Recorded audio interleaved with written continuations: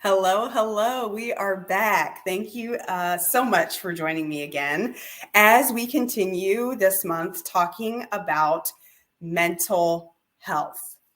But specifically, we are talking about workplace wellness. And even more specifically, we are talking about workplace wellness for African American women. So, this is all about the viewpoint of how African American women have to navigate oftentimes non inclusive workspaces and what happens when they do so. So, before I talked about the techniques of armoring and identity switching, well, today, for a few minutes, I'm going to give you the Cliff Notes version of what corporate tax is and emotional trauma. Corporate trauma and emotional tax. Corporate trauma and emotional tax. So,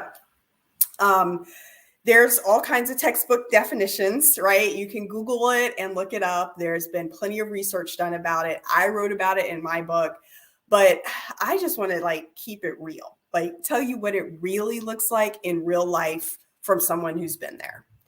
So real quick, I want to unpack corporate trauma. For me, I did not know what it was until I was actually out of the situation.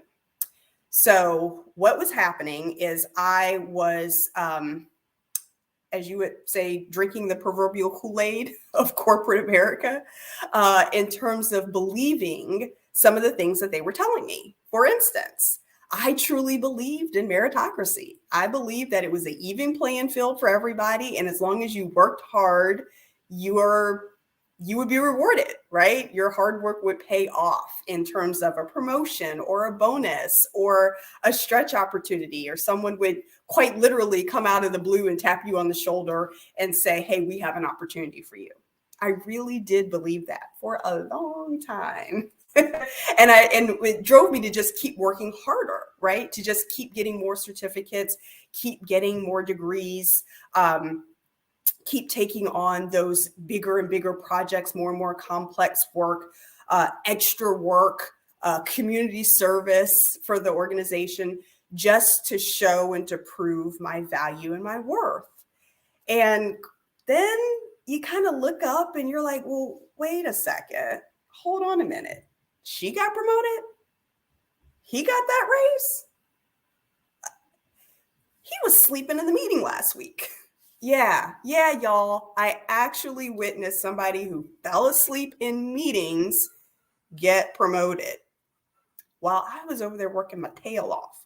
Now, I'm not trying to toot my own horn and say that I was the perfect model employee, but I was working hard. I got all the letters behind my name to prove it, right? And I'm like, wait, something's not quite right. And then you start looking around to see who's getting the mentorship, who's getting in the high potential club, who's getting the special leadership training, who's getting the extra bonuses, right? And you're thinking, okay, something's up here. Maybe this whole meritocracy thing isn't right. But hold on, wait, didn't stop there. Then I started to internalize it, right? Thinking that, no, it's not them. It's not the organization. It's me. No. It's not bias. It's not discrimination. It's me. I just need to work harder. And it's not until you get out of that environment and you're in a place where they are really trying to be inclusive and equitable and working hard at transparency and belonging, that you're like, oh, wait a minute, this looks completely different. This feels completely different. And then you're thinking, oh, no. There was a whole lot of unconscious bias going on, a whole lot of old boys network, a whole lot of who was ever in the club, whoever graduated from that same program or that same university kind of got funneled through, got the sponsorship. Oh, now I see it. But again, it wasn't until you're kind of out of it. At least that's how it was for me. And that's how corporate trauma, that's how it showed itself for me, in terms of a lot of the things that I believe that I was told that just simply were not true. The problem is that when I got out of that environment, I still had some of those self-limiting beliefs. I still wanted to just work harder to prove myself. And I even had a supervisor actually check me and say, Angel, I hired you because I know you know what you're doing. So why do you feel like you have to prove yourself to me? That was the aha moment. I'm like, oh my gosh, I'm still doing it. That's what corporate trauma looks like. Okay, now, real quick, emotional tax. Emotional tax can take on a couple of different forms. For me, how it can show up is the extra, okay? All the extra thinking that I have to do when I'm in a meeting, right, with my peers or with senior leaders or executive leaders in the C-suite, all the extra that I do in terms of if I say this, if I ask this question, if I make this suggestion, if I make this comment, how is it going to be perceived? And I found out from talking to a lot of my counterparts, they don't have that problem. They just say whatever's on their mind, or they'll just come up with an idea and just say it and literally don't think twice about it. And all I'm doing is thinking twice, 2, 3, 4, 5, 6 times, sometimes to where I don't even speak up. Okay. It also, emotional tax can look like, well, before I send out this email, I'm going to run Grammarly through it. I'm going to spell check it a couple of times. I'm going to make sure it's perfect before any email goes out. Right now, there's typos when you're doing something quick, but for the most part, in terms of what I'm saying, especially depending on the audience and who it's going to, oh my goodness, the inordinate amount of time that it takes to review it before it goes out. Right. Again, a lot of folks don't do that. They'll just type it up, send it out, move on. And if there's a mistake, oh, well, make a correction, keep it going. But I'm always thinking about the perception. And you have this whole, not quite perfectionism, but this whole, how will I be perceived if I make a mistake, right? And the more layers of degrees of separation you have from the majority, being female in a male dominated environment, being African American or Latina in a predominantly white dominated environment, all the degrees of separation and complexity that you just keep kind of piling on, that shows itself, right? Your age, if you are significantly older, or in my case, a lot of times I was significantly younger, and I still have children that are school age. So a lot of my peers have children that are in high school or college.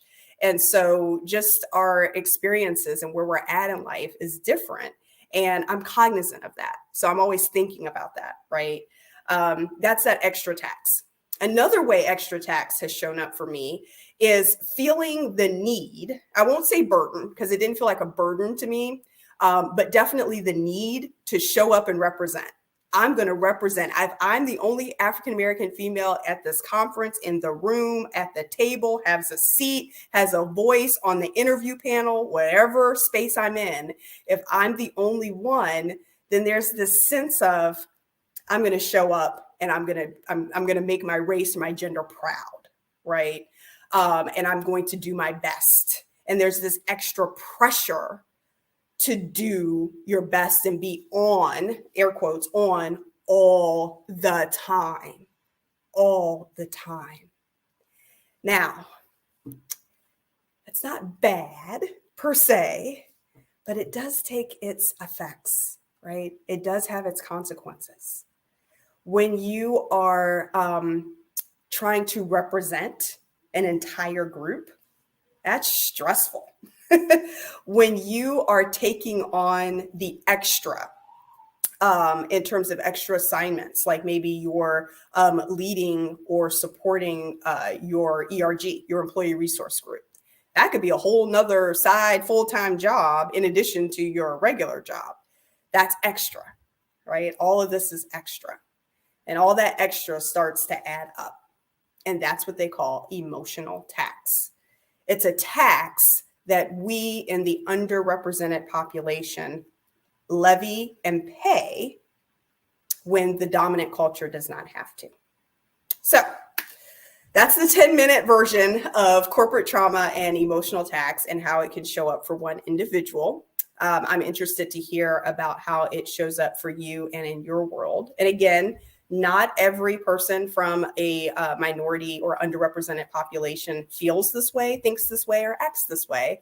I'm just telling you how it showed up for me. And by the way, I did research and talked to 30 plus other women, and by no stretch of the imagination was I alone in this. So this is definitely a phenomenon that's happening in the workplace that needs to be talked about and addressed. Okay. And it's very, very serious that we address it, because stay tuned for the next session, next Friday, last Friday in May, where we will talk about ways of how to unpack this trauma and this extra emotional tax, because you can't carry it around any longer. Okay. And by the way, I may have a special guest with me if I can swing it. That's going to help us with how to unpack this. So stay tuned. All right. Take care. Bye.